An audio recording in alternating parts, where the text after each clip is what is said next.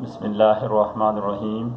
مدینہ الاولیاء ملتان شریف پنجاب سے گرو member of دعوت حق محترم جناب تاج شاہ وارسی بھائی صاحب نے پوچھا ہے کہ بعض مساجد میں ممبر کے بجائے کرسی رکھ دی گئی ہے، اس کی کیا شرعی حیثیت ہے؟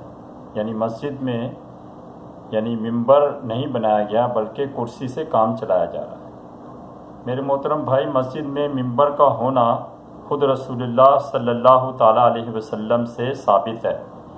اگر کسی مسجد میں کرسی بھی ہو مگر پھر بھی ممبر کا ہونا اور اس پر کھڑے ہو کر خطبہ دینا یا وعظ کرنا سنت متواترہ سے ثابت ہے۔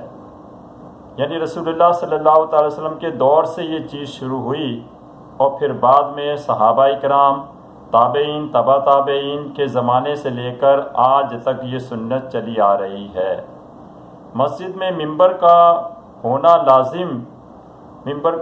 لازم اور ضروری ہے، اس لیے کرسی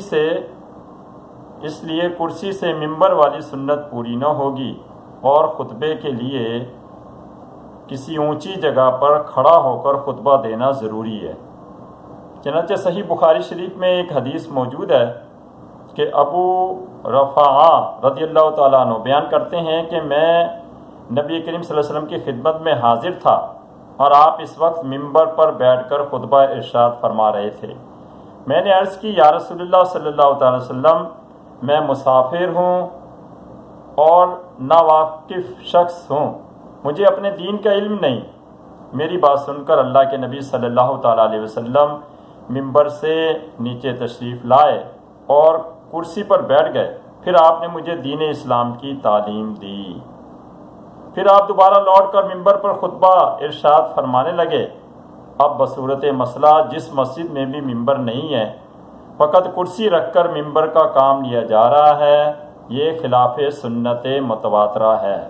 لہذا کرسی ہونے کے باوجود جس بھی مسجد میں ممبر نہیں ہے، انہیں چاہیے کہ ممبر بنائیں کہ مسجد میں ممبر کا ہونا لازم اور ضروری ہے۔ بہار شریعت میں مولانا امجد علی قادری رحمۃ اللہ تعالی علیہ خطبے کی سنتیں بیان کرتے ہیں تو ان میں دو چیزوں کا بیان کرتے ہیں دیگر کے علاوہ۔ نمبر 1، خطبے سے پہلے خطیب کا بیٹھنا۔ نمبر 2، خطیب کا ممبر پر ہونا۔ اس مسئلے کو فقہ حنفی کی مشہور کتاب فتاوی شامی، در مختار اور بہار شریعت میں دیکھا جا سکتا ہے۔ آخر میں تمام لوگ یہ بات سمجھ لیں کہ مسجد کی جو پہچان ہوتی ہے وہ محراب سے ہوتی ہے، ممبر سے ہوتی ہے، میناروں سے ہوتی ہے۔ اگر مساجد میں یہ چیزیں نہ ہوں تو عام مکانات اور اس اللہ کے گھر میں کوئی فرق نہیں ہوگا، ٹھیک ہے؟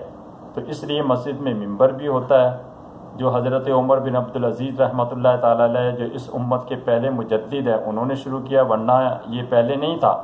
رسول اللہ کے دور میں آپ نے شروع کیا، وہ سنت آج تک چلی آ رہی ہے۔ پھر یہ کہ ممبر تو رسول اللہ صلی اللہ علیہ وسلم کے زمانے ہی سے چلا آ رہا تھا۔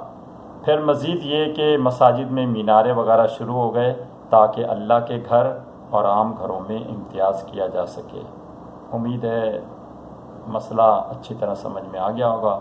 مسئلہ میں نے اپنے ناقص علم کے مطابق بتا دیا، باقی اس کی حقیقت کیا ہے وہ میرا اللہ جانتا ہے، باقی واللہ اعلم۔